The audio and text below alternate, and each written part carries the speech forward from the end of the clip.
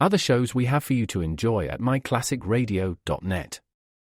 The Avengers was most certainly not a household name in South Africa prior to the radio series.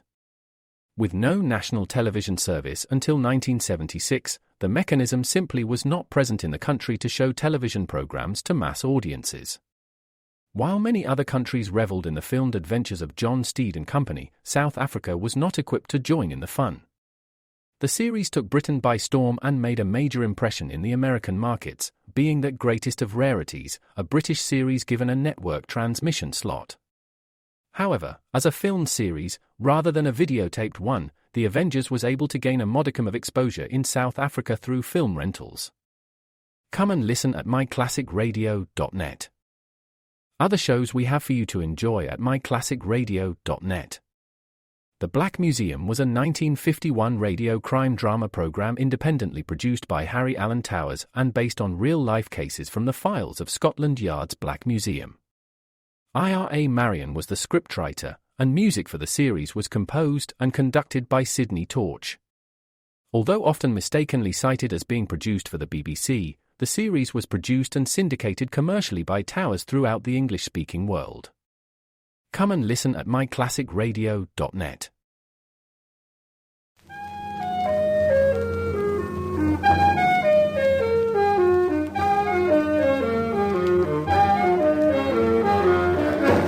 Carter Brown, Mysteries. Adventures in excitement and suspense, based on the best-selling novels by the slick storytelling sensation, Carter Brown.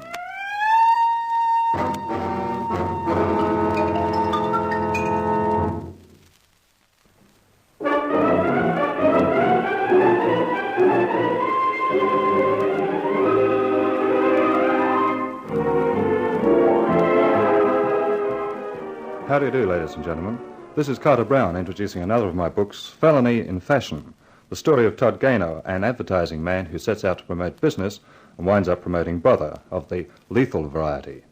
Of course, when a man's mixed up with fashion, he also finds himself mixed up with females of the lovely variety.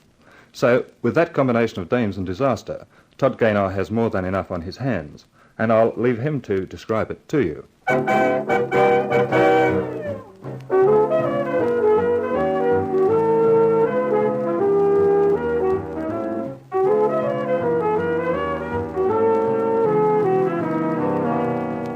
The whole thing began with a brainwave, and looking back, I wish I'd had the brain to let the wave break and get out of the way. But there you are. An advertising account executive will do anything to safeguard his account, especially when it also means safeguarding his job. And that was why I had rushed to the offices of Lamont Lingerie and an interview with Miss Beulah Lamont herself, a brunette with wide-spaced dark eyes wearing a thin silk dress that clung to her like paint to a wall. Only a wall is a flat surface. Take a chair, Mr. Gaynor. No, thanks, Miss Lamont. I'd do better standing up. The view's better this way. Mr. Gaynor, I understood this was to be a business interview. I'm sorry. It's just that sometimes my baser instincts get away with me. Well, they won't get away with anything else, so let's confine ourselves to business, shall we? Oh, of course. Now, Come in. Ah, Eugene, I wondered what had happened to you. My apologies, Miss Lamont. I was delayed. Oh, it's all right. You're just in time, Eugene. Mr. Gaynor, I thought our general manager should be present at this discussion. Yeah, sure. But I'm afraid Mr. Talcum and I don't agree on methods. That is hardly surprising, surely. As Miss Lamont knows, I have always disapproved of the distasteful modern methods of advertising lingerie. Yeah, so what do we get? No impact. Now, listen, Miss Lamont, how would you like to make $100,000 in increased sales? Oh, naturally, I'd like it very much, but how? Your product is good, but your merchandising stinks. Really, Mr. Gaynor? Please, Eugene. Lingerie is a glamorous product, and you've got to glamorize its sales angle. But not vulgarize it, Mr. Gaynor. Depends upon how much you want to make money. You have a scheme in mind, Mr. Gaynor? Yep. Give each set of lingerie you produce in a different style a different name. Have an opening show, you know, like the dress designers, and plug the show in your advertising. Just take a look at this picture. Miss Marilee Maytime. She's very attractive for a blonde. Don't you think so, Eugene? I'm afraid I consider her a common type. Well, 9 men out of 10 wish that type were more common. Marilee Maytime is an up-and-coming starlet. The first film's not too good, apparently, and she can use all the publicity she can get. So, there shouldn't be much difficulty in getting her to act as a model for your showing. Mr. Gaynor, you really think this scheme will work? I'm sure of it. My father died 18 months ago and left me the business. I've learned a lot in that time, but there's still a lot to be learned. I've been inclined to take Mr. Talcom's advice in most things, but on last year's figures, we made exactly $5,000 profit. This year, the way we're going, we'll be in the red. But, Miss Lamont... How much is your agency paying you, Mr. Gaynor? $10,000 a year. Very well.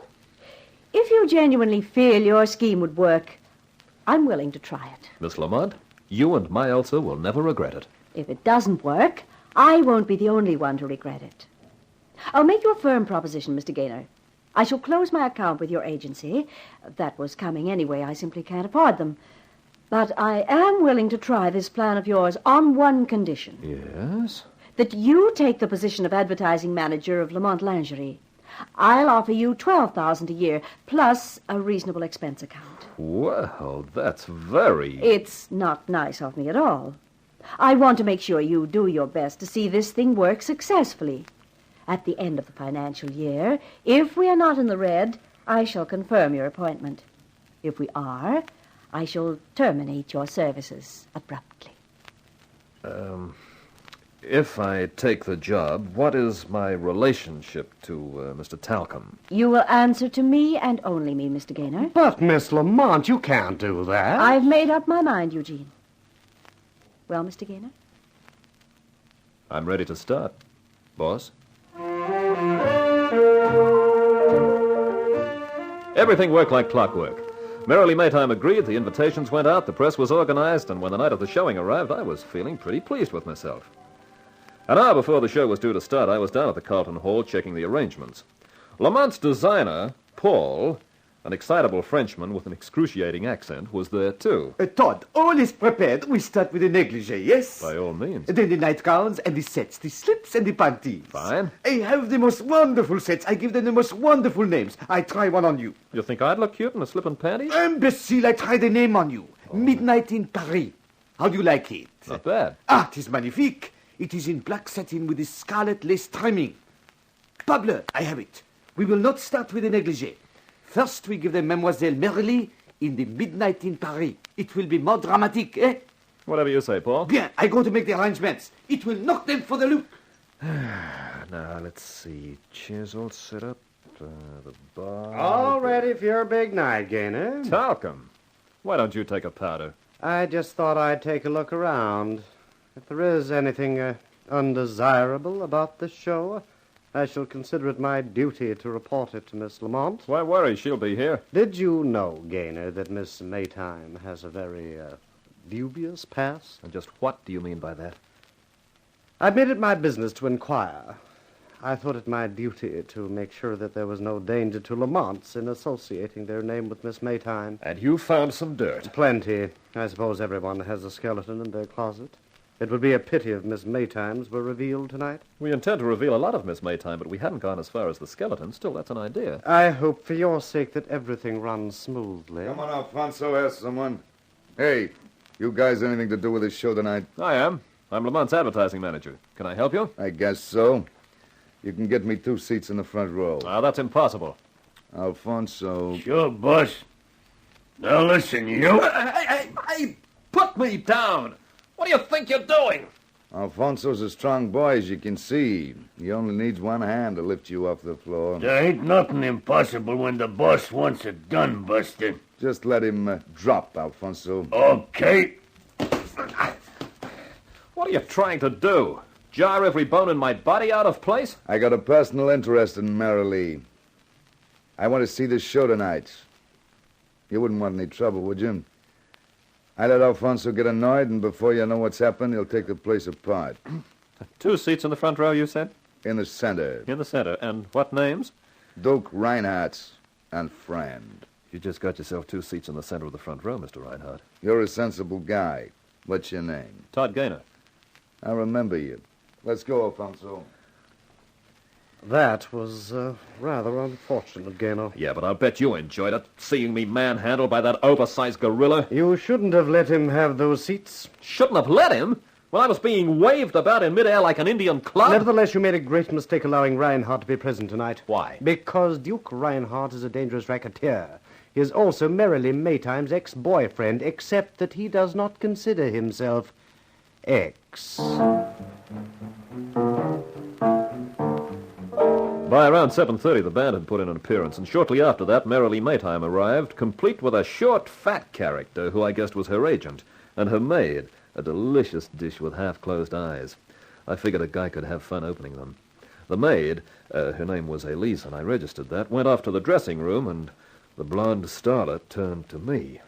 You're Mr. Gaynor. How are you, honey? I said hello. Hello. This is my agent, Abe Schlinkel. Hi. Are you sick or something? Or something. I don't think my blood pressure is going to be able to stand a combination of you and Midnight in Paris.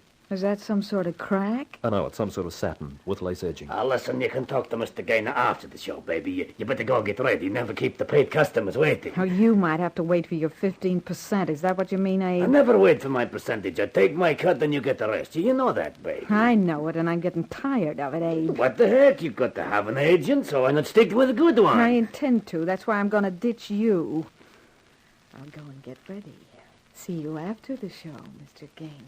I'm looking forward to seeing plenty of you during it, Miss Maytime. You don't want to take no notice of the way she merrily talks, Mr. Gaynor. Mr. Schlinkel, when she's in front of me, I'm too busy looking even to hear the words. Yeah, I know what you mean. I better go see everything's all right with her. Yeah, you do that. Todd, is anything wrong? You look as though something's hit you. Yeah, a blonde with twin fenders. That, I presume, means that Miss Maytime has arrived. She has. And the band's there. Everything's organized. How about you, boss? Well, I'm not very happy with this idea of my having to introduce the show. Look, what's wrong with having two gorgeous girls on the program? With you out there fronting, we'll get that much extra publicity, especially from the male reporters. I suppose that's a compliment, but I only hope nothing goes wrong. I wouldn't like to see you unemployed, Todd. You have the gift of the subtle hint, I see.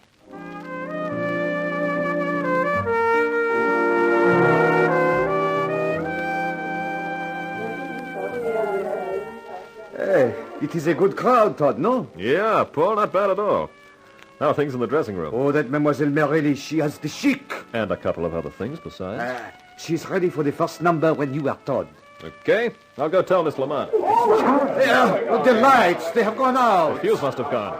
Ladies and gentlemen, please keep your seats. The electrician, we must find the electrician. No use trying to move in this darkness. Please keep calm, everybody. The light should come on again any minute.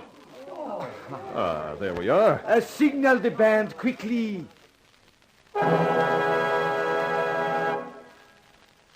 Ladies and gentlemen, I must apologize for the unfortunate accident with the lighting, but we are now ready to start the show. And without more ado, let me present the celebrated Miss Merrily Maytime to display the first of Lamont's latest creations, Midnight in Paris. When you see her in this Todd, you will acclaim it as superb. Oh, here she comes. Something is wrong. The slip.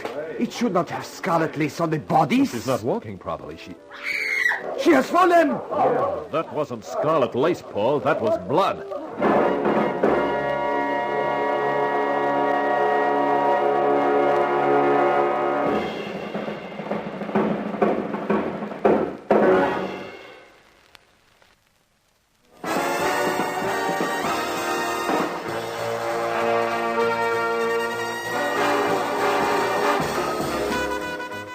Todd Gaynor, advertising manager of Lamont Lingerie. Only an hour before, I'd been rolling that title tenderly on my tongue. Now I was wishing I'd never heard of Lamont Lingerie, never had thought up that brilliant publicity scheme of a showing for Lamont's new styles, because the showing had been stopped by murder. I went through the rest of the evening in a stunned stupor. From the time that Merrily Maytime sank to the floor with blood tinging her shapely bodice, to the interview with the lean, lynx-eyed lieutenant named O'Malley, who turned up from homicide. After the questioning and the statements were over, we were allowed to go. With my head still reeling from the shock and unexpectedness, I made my way to my car. Oh, Mr. Gaynor, thank goodness you've come. Hey, Liz, what are you doing here? Well, I've been waiting for you. I've just got to talk to someone, Mr. Gaynor. What about? Miss Maytime. Oh. Okay, slide over while I get in. I guess it's pretty tough on you, Elise. Your mistress being murdered puts you out of a job. Well, that's not what I'm worried about. Oh, then what's your problem? Well, it's like this, Mr. Gaynor. This morning, Mr. Schlinkel called, and he and Miss Maytime had a furious row. I couldn't help overhearing. Uh-huh. She was saying he was robbing her and she'd get another agent.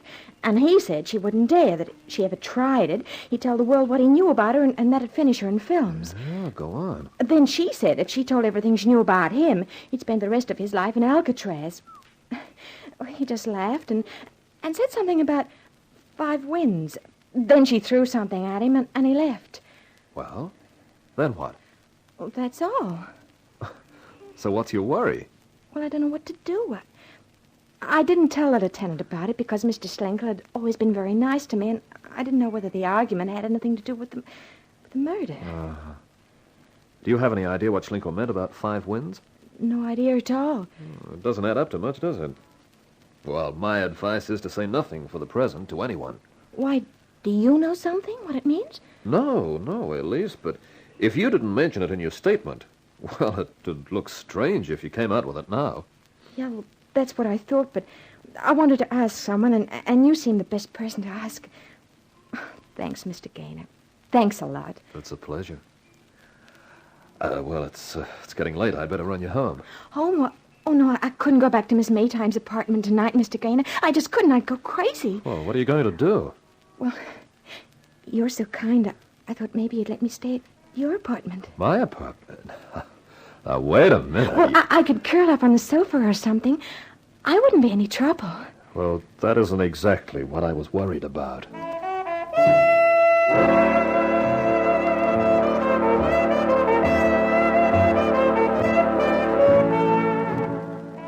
When I got into the office next morning, the atmosphere was rather subdued. Nobody talked much about the murder, but it was easy to tell everybody was thinking about it. In answer to a summons from the boss, the beautiful Miss Beulah Lamont, I went into her office for a conference. Eugene Talcum was there, too, and he wasted no time saying his say. I told Miss Lamont, and you too, Gaynor, that I was against this whole idea from the beginning. Now, look where it's got us. Mixed up in a murder. Highly undesirable. For the dead girl, sure. But callous as it may sound, not so undesirable for Lamont Lingerie. In what way? I figure it's made us about $1 million worth of publicity. Publicity? Just a minute, Eugene. Todd's right. It may be horrible to say, but it's true. All we have to do is to make sure that we get our ads for the new styles in the papers. And you'd better start the factory working double time. There's only one thing wrong with that. What's that, boss? Miss Maytime was murdered a little too quickly. She didn't have time to model more than one set. That means we haven't any pictures of the new styles. And at such short notice, we can't get them. Oh, we'd need a model. That's where you're wrong. We've got a model. Who? You. Miss Lamont? Modeling those... You're out of your mind, Gaynor. Oh, Eugene's right, Todd. I couldn't do that. It's the only answer if you want those pictures in time. But it's absurd. What are your vital statistics? 37, 26, 37? If you call that absurd, you don't look in your mirror. I won't hear of it. The owner of Lamont Lingerie, descending to modeling the garments manufactured in her own mills, it's sordid and disgusting. If we have to close the mills down because we can't sell our product, it would be even more sordid and disgusting. In your farthest time, Miss Lamont, the business always prided itself on being a conservative concern, thinking only of the good quality of its products and its prestige in the business world. Already, in less than 24 hours, you have turned it into a dime store novelty with business methods straight out of a comic strip. I am to take it then, Eugene, that all you can do and intend to do is offer criticism of the way I run my business, whilst everyone else is left to do the work? I will not associate with these cheap-jack methods of merchandising. Then your usefulness as general manager seems to have terminated. I'm afraid, Miss Lamont, that isn't quite as easy as all that. Your father had different ideas of my value to the organization. I might remind you that I have a contract with Lamont Lingerie, a watertight contract. That was how Mr. Lamont wanted it. You never know, Eugene, he said. You never know what may happen if I should die. An inexperienced girl will take my place. She will need the support and advice of a capable executive who understands the business. Unfortunately, you have consistently ignored my advice, Miss Lamont. Should you change your mind, I am, of course, at your disposal. Good morning. Good morning. What? Oh, it's you, Lieutenant. Excuse me. Did you want to see me, Lieutenant O'Malley? No, Miss Lamont. I wanted a word with Dehner.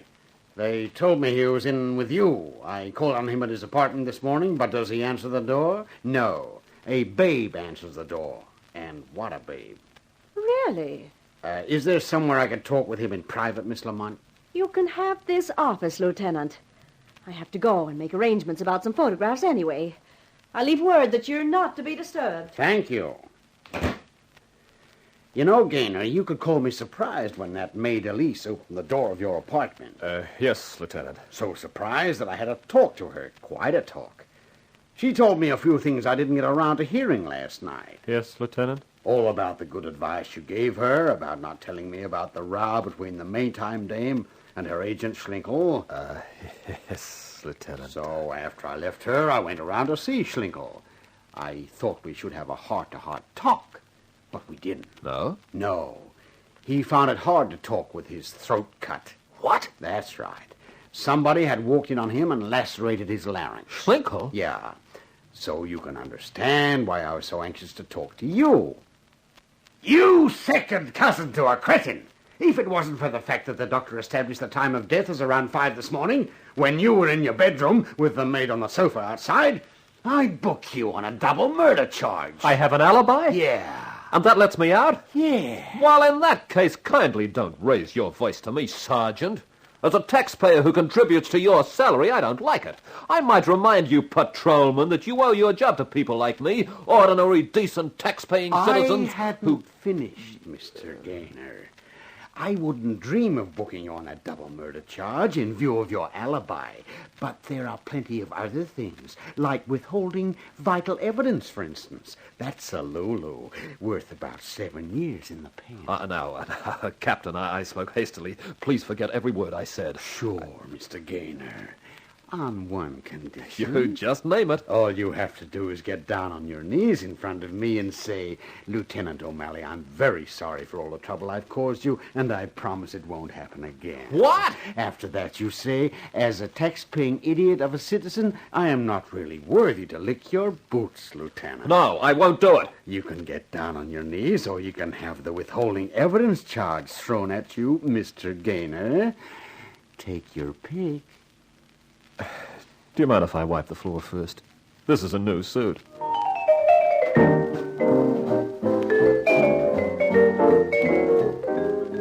After the ceremony was over, O'Malley left with a pleased smile on his face. My face was red, and my thoughts were a riot. Schlinkel, murdered. Well, while I was trying to make sense out of it, the door opened, and the boss walked in. The lieutenant finished with you, Todd? Yeah, boss.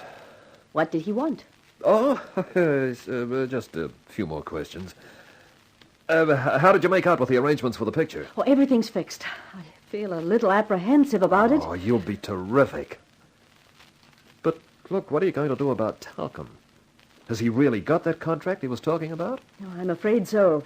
I was overseas when my father died. He must have arranged that contract as a sort of safeguard for me. Well, in a sort of a way, I can see how talcum feels. I mean, he's probably been general managing the business since before you were born. No. He was only made general manager 6 months before Father died. He'd only been with the firm about 3 years. Well, your father must have thought a lot of him. I guess so. But I'm more interested in seeing that we make a profit than in what my father thought. That's why I'm making you assistant general manager and acting general manager until Eugene regains his senses. Hey. Well, I just don't know what to say. Don't say anything, Todd. Just live up to my confidence in you. I'll do my best. Did Lieutenant O'Malley have anything interesting to say about the murder? Only that there's been another one.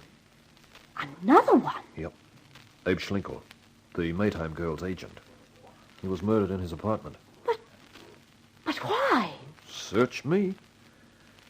It may have something to do with what Elise, the maid, told me. What was that? She overheard an argument between Merrily and Schlinkel. Apparently, Merrily had something on Schlinkel and vice versa. She was threatening to expose him or ditch him as an agent, and he was telling her that she wouldn't dare because of something to do with 5 Winds. Have you ever heard of anything called 5 Winds? What? 5 Winds. Does that mean anything to you? Why, it's perfectly ridiculous, of course. One of those crazy coincidences that you don't believe in until they happen to you. What are you talking about? It so happens that the Lamont country house is called 5 Winds. Father died there.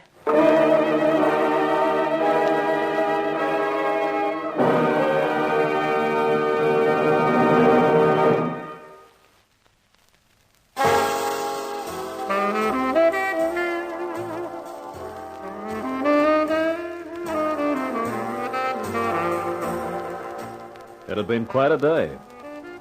As far as I was concerned, its only bright spot was the knowledge that Mrs. Gaynor's little boy, Todd, had an alibi for the 2 murders in which Lamont Lingerie was involved. But what with my humiliation at the hands of homicide's hawk-faced Lieutenant O'Malley and the mystery of the Lamont mansion 5 Winds, I was all set to bestow a blistering bawling out on the maid Elise who'd opened her mouth to O'Malley. When I unlocked my apartment door, the Gaynor gaze was grim. Hey, Elise, I'm back. That's nice, baby. What? O'Malley? What are you doing here? Lieutenant? Waiting for you to come home, Gaynor. How did you get in? You'd be surprised how a janitor reacts to a police badge. Where's Elise? What have you done with her? Nothing. The joint was bare when I got in. She'd gone? That's my deduction. Maybe she felt bad about spilling the beans to me about that 5 Winds business. Yeah, could be. What do you want, Lieutenant? If you've got any ideas about making me crawl around the floor on my knees some more... No, I want your help. Are you kidding? If it'll make you feel happier, Gaynor, you're off my list of suspects. Thanks. And I figure you can help me. How? Well, I checked up on that business about the lights going out during that showing you organized. And? And the way it stacks up, this was a premeditated killing. The murderer must have had an accomplice, someone to take care of the lights while he did the knife work. That makes sense. Now, the 2 murders, the Maytime girl and Schlinkel, must be connected. Yeah, I had got that far myself. That means I've got 5 suspects, leaving you out of it. How do you figure that, Lieutenant? Because Schlinkel's killing narrows it down to the people who are connected with him and the Maytime dame. Ticking him off, that means Duke Reinhardt, because he'd been involved with Merrily and probably knew Schlinkel. Alfonso comes in automatically because he's one of the Duke's hatchet men. He could have either pulled the lights or done the stabbing. Neither chore would bother Alfonso. Then there's Miss Lamont. How do you include her? Because indirectly she hired the Maytime girl through Schlinkel. Hey, wait a minute. I did all that, not Miss Lamont. Maybe, but she knew all about it. And for the 5th suspect, we have that French designer, Paul. Paul? Where does he come in? Don't you know? Know what? He was the guy that Merrily tossed the Duke for. He also had a fight with Schlinkel in her apartment about a couple of weeks back.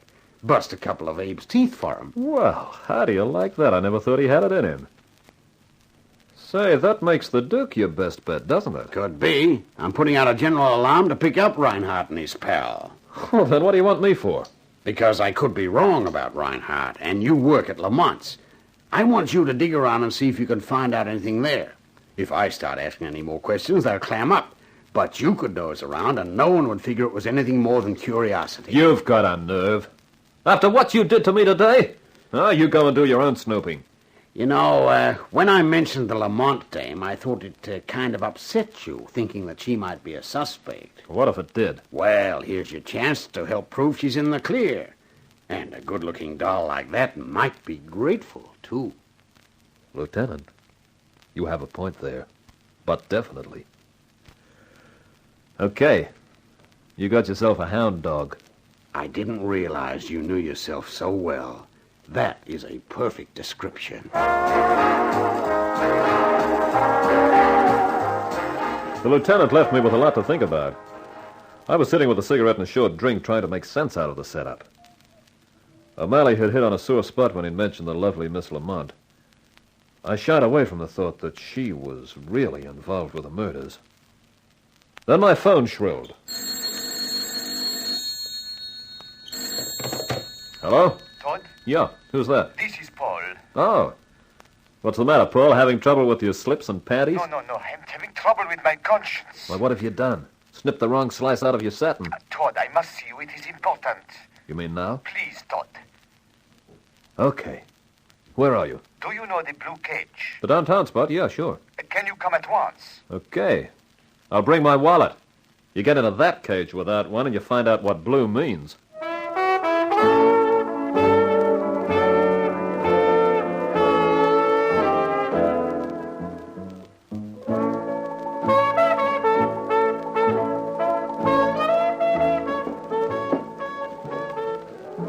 Sure have a cute gimmick in this joint. Blue lights, blue music.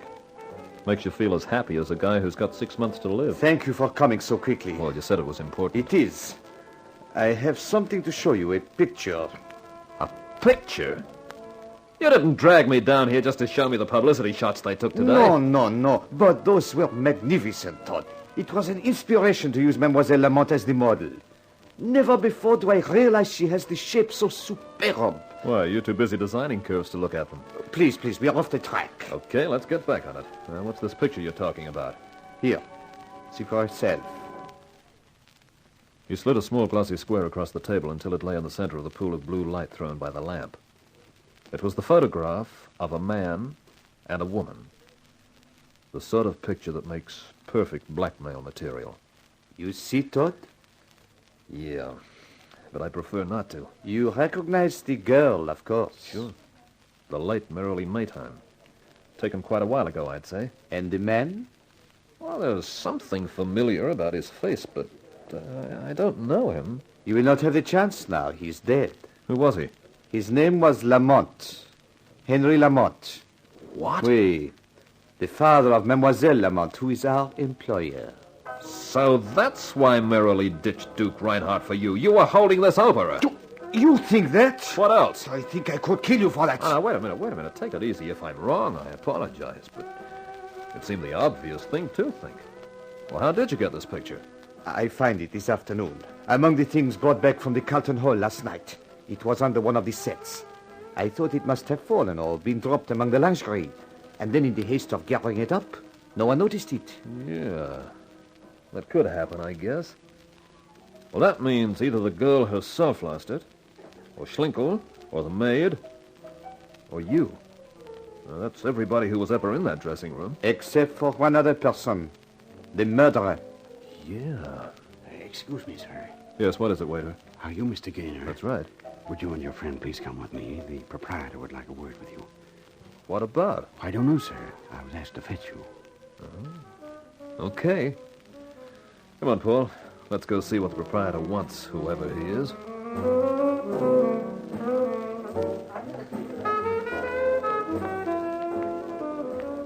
That's the door there, Mr. Gaynor. Thanks. Now, look, what... Oh, no. Oh, yes. Duke Reinhardt. Nice of you to drop in tonight. I was just arranging to pick you up, and that French guy, too, but I was lucky. You came to me. Huh? You're the proprietor? Yeah, but it's kept pretty quiet. What do you want with us? Alfonso's waiting outside in the car.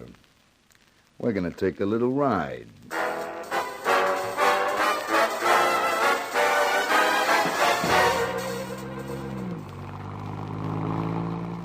Look, what's the idea, Reinhardt? Where are we going? Button your lip, Gaynor. I'll have Alfonso do it for you. He'd enjoy it. You won't get away with this, you know. Todd, please, do not anger him. The cops will be right on your tail, Duke. They're on it now. That dumb O'Malley put out a general alarm to pick me up. Then you're only making things worse for yourself. No, pal. This way I'm making them better. This is the place, Alfonso. Pull up here. We're getting out of here, Gaynor. What for? You'll find out. Come on. Yeah. I figured I didn't have to tell that French character to sit still. One look at Alfonso and he nearly fainted. Well, you tell me what this is all about. Where are you taking me? Don't you know this house? This is where your boss lives, the Lamont dame. What do you want with her? The pleasure of her company. All right, ring the bell. And don't try any funny stuff. There are half a dozen guys who could tell you I'm a good shot. If they could talk, that is.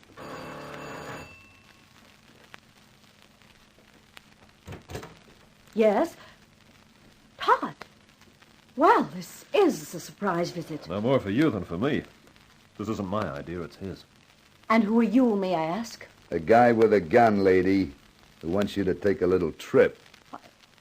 I don't understand. You will when I tell you his name's Duke Reinhardt. Miss Lamont, is anything Who's that? wrong? My general manager, he and I were having a business discussion. Well, your business is going to have to wait for mine. Hey, you in there! Miss Lamont, what's going on? Gaynor. Welcome, Telcom. Come and join the party. What's the meaning of this? Who's that man, and what's he doing with a gun? Itching to use it, Buster. Yeah, you better come with us. But... Don't argue, lady. I'm running out of patience. The car's waiting. Let's get moving. Well, but this is outrageous. I refuse to go anywhere. This is tantamount to kidnapping. Listen, pal. Right now, the cops are looking for me about a little matter of a double murder charge. You think I should worry about adding kidnapping to the list? After you, Mr. Telcom. We piled into the Duke's Cadillac, and Alfonso headed its nose out of town. It was quite a crush in the back with Beulah, Paul, Telcom, and me. But this was one time when there didn't seem to be any point in protesting.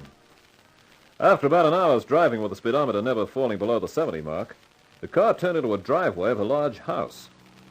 As the headlights hit the building, Beulah Lamont clutched my arm. Todd, do you know where we are? Search me. This is Five Winds. What? That's right, lady. Your country house. What do you want with it? Why have you brought us here? Well, I'll tell you. The joint's empty, isn't it? Yes. That's what I figured. We'll be safe from any interruptions. You're keeping us prisoner? Yeah, you can call it that. But why? For what reason? Marilee Maytime was my girl. Once. Now I'm being tagged with her killing. And that jerk Schlinkel's. So I decided to handle things my own way. But why bring us into it? Because one of the people in this car is the murderer.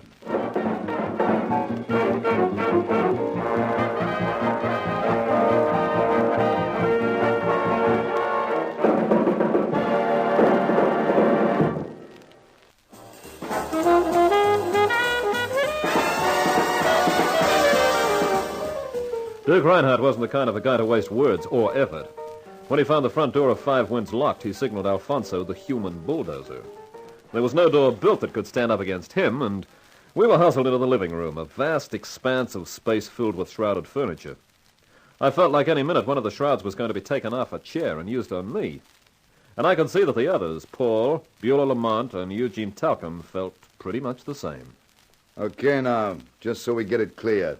We're all staying in this house until I find out who did the two murders the cops are trying to pin on me. Well, that's new. A racketeer turned detective. Don't get smart, Gaynor.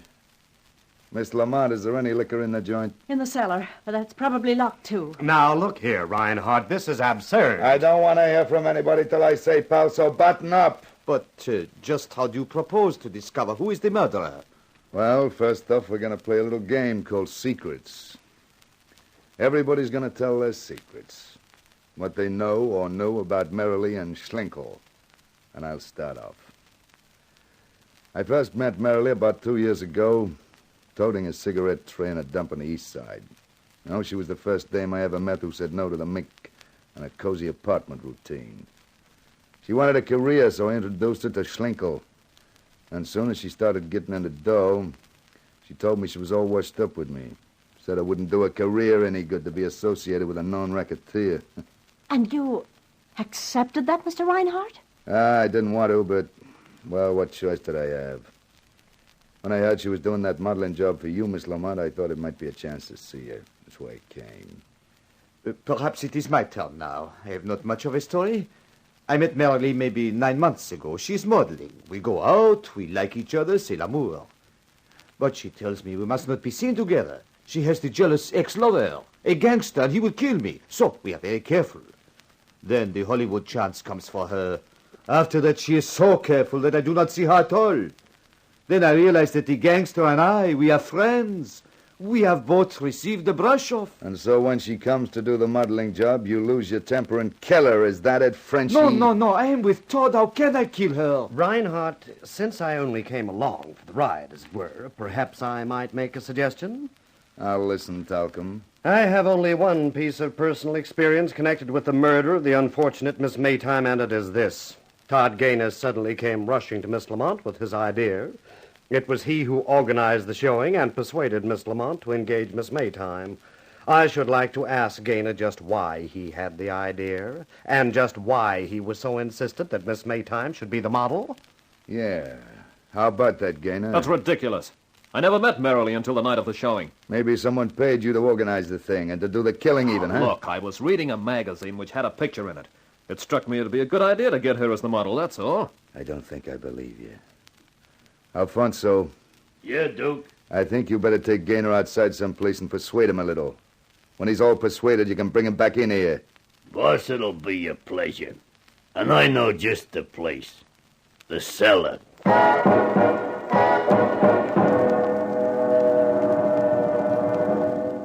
Nice place for a little exercise, huh, Buster? It's big enough, all right.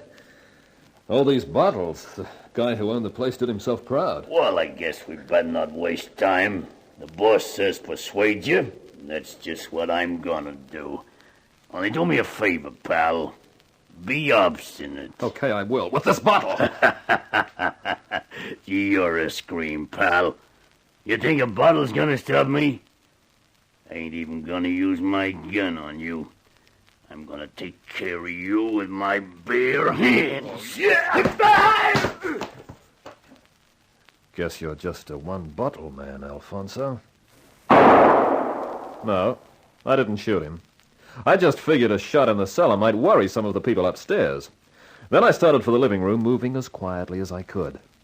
The living room door was half open, and I could hear the conversation. That was a shot, I tell you. That ain't might have killed him. Oh, relax. Alfonso wouldn't kill him. That shot was probably only to frighten him. Well, it didn't. What? Drop the gun, Reinhardt. You heard me get rid of Alfonso, didn't you? You want to go too? Drop it. Thank you. Good work, Dehner. Now we Pipe down. And that means everybody. Duke, I'm going to short-circuit your search for the murderer. Yeah? Yeah. I've got a few ideas of my own. Like the accomplice. The guy who turned the lights off for Merrily's murderer. No one seems to have thought of Schlinkel. You mean... Sure. Why else would he be murdered, except to keep his mouth shut? But why would he be an accomplice? Why would he help to kill Merrily? Well, I've been doing a lot of thinking about that, and here's how it seems to me. Elise, the maid, told me about the quarrel between Merrily and Schlinkel, where they mentioned 5 Winds. That's the name of this house. That's right, Duke. And I think I know what 5 Winds meant to the girl and her agent. What, Todd? A photograph. The type of picture that's usually touted around the waterfront dives, a man and a woman. The woman was Merrily Maytime. Hey, you're lying. She wouldn't do a thing like that. I saw the picture. I figure the murderer was showing it to Merrily just before she was killed and must have dropped it in his hurry to get out. Paul found it later. What's that got to do with 5 Winds, this house? Well, I'm sorry about this, Beulah, but the man in the picture was your father. No. No, Todd, you must have made a mistake. It can't be true. I wish it wasn't, but the whole story's in that picture. Somebody wanted that picture to blackmail Henry Lamont. So, he went to Schlinkel to find the right girl. Schlinkel produced Merrily. I figure the client was probably a good amateur photographer and took the pictures himself. But why, Todd, why? I'm coming to that. Well, Merrily gets a Hollywood break, decides to get rid of Schlinkel. He threatens her with the exposure of her part in the blackmail. Comes the Lamont showing, and I think Merrily's got a bright idea. She wanted to get rid of Schlinkel, so she told him that unless he gave her a signed release that he was no longer her agent, she'd tell the press exactly what she'd done to Henry Lamont. Yeah, but you don't know that for sure. No, it's the only way it adds up. So, Schlinkel rushes to his old client, the guy who wanted the pictures in the first place. Because the client would see that if Merrily blew the works, he'd be in strife, too. And that was when the murder plot was cooked up. And when Schlinkel signed his own death warrant because he not only knew about the pictures, he also had the murder to hold over the client's head. So Schlinkel went the way of all flesh. Yeah, it figures. Only why was this stunt worked on the Lamont guy at all? Miss Lamont, didn't you tell me your father died while you were abroad? Yes. And when you came back, you found that someone who'd been quite a small fish in the firm was a senior executive with a watertight contract? Yes. How do you rate as an amateur shutterbug, Eugene? If you are inferring that I am the murderer, Gaynor, you must be even more of a maniac than I thought, which is saying a great deal. Now, drop your gun, Gaynor. Hey, that's my... Your gun, Mr. Reinhardt, yes. Nice of you to let it lie on the floor, Gaynor. Now, drop yours. That's better. One last thing. The keys to your car, Reinhardt. I've got them. You? How did you get them? I went through Alfonso's pockets in the cellar. He was driving, remember? I took his gun and the car keys. That was very thoughtful of you. Throw them to me. That's being sensible. Now I'll say goodbye. Too bad your game of secrets didn't work out quite as you planned, Reinhardt. Todd, we must do something. He will be 100 miles away before we can get the police. Relax, Paul. He won't get any further than the front drive. What? I was wondering what you were pulling. You've got the keys to your Cadillac. Yeah. Yeah, I threw him the keys to my Jaguar. If those keys fit the caddy, the two manufacturers are going to feel insulted. Let's go get him. I owe him something for merrily. Hold your horses, Duke. By now, he'll have found the keys don't fit. What do you think he'll be doing? He will come back here, perhaps? No. He'll realize the only way out is the car. If he can't use it, he'll make sure we don't. He'll be sitting in that car with the headlights on to prevent us getting to him. You're right, Todd. But what can we do? Only one thing. Go look for a rope. It took a few minutes to explain my idea. The house had 2 stories. With a rope, I figured I could let myself down from one of the front windows onto the top of the car. With Paul making sure the rope held, I slid down it and landed on the roof of the caddy with a thump. Then I took my courage in both hands, wrung it dry, and slid down the back of the car, wishing they'd never thought of widening the back windows. There seemed an awful lot of glass to slide over. I hit the gravel with a scrape, reached for the extra piece of rope in my pocket, and undid the cap of the petrol tank. Fed the rope into the tank, gave it a few minutes to let the petrol soak in, and then lit the end. As soon as the rope flared, I started running. I made about 12 feet and hit the gravel, hugging it like a blonde who felt lonely. The tank exploded, and as the flames bit around the back of the car, the door opened and talcum came plunging out. At the same time, a figure came diving down the porch, Duke Reinhardt with a gun in his hand, the gun I'd taken from Alfonso. You're not getting away with it, Talcum? No!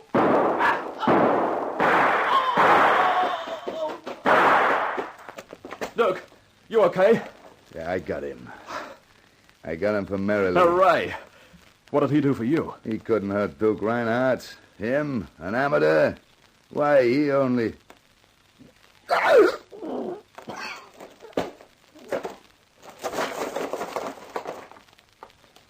The tough part is, Duke, that even an amateur can get lucky.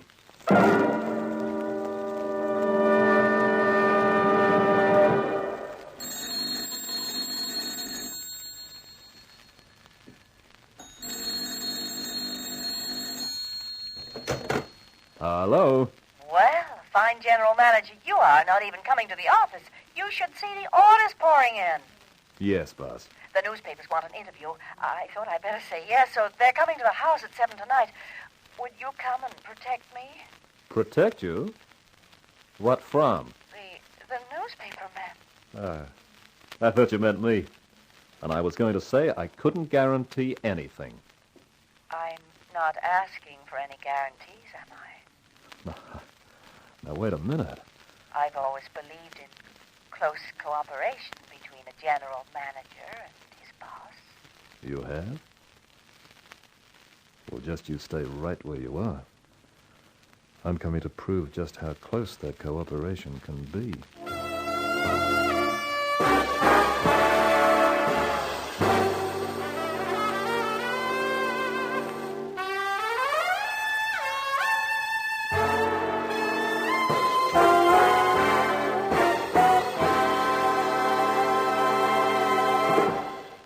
So with Mr. Gaynor getting his girl, I think we might say finish to Felony in Fashion. I'll be back again to bring you another of my stories. The next one's called The Widow is Willing, and she's some widow, as Mark Hunt, an insurance investigator, finds out. So this is Carter Brown saying so long for now. Be seeing you.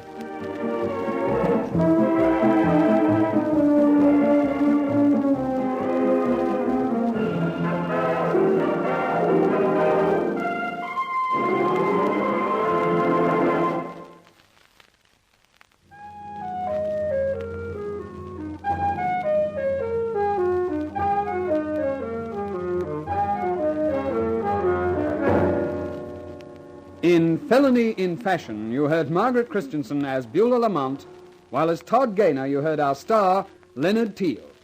The Carter Brown Mystery Theatre, based on the best-selling novels by Carter Brown, is dramatized and directed by Maurice Travers for Grace Gibson Radio Productions.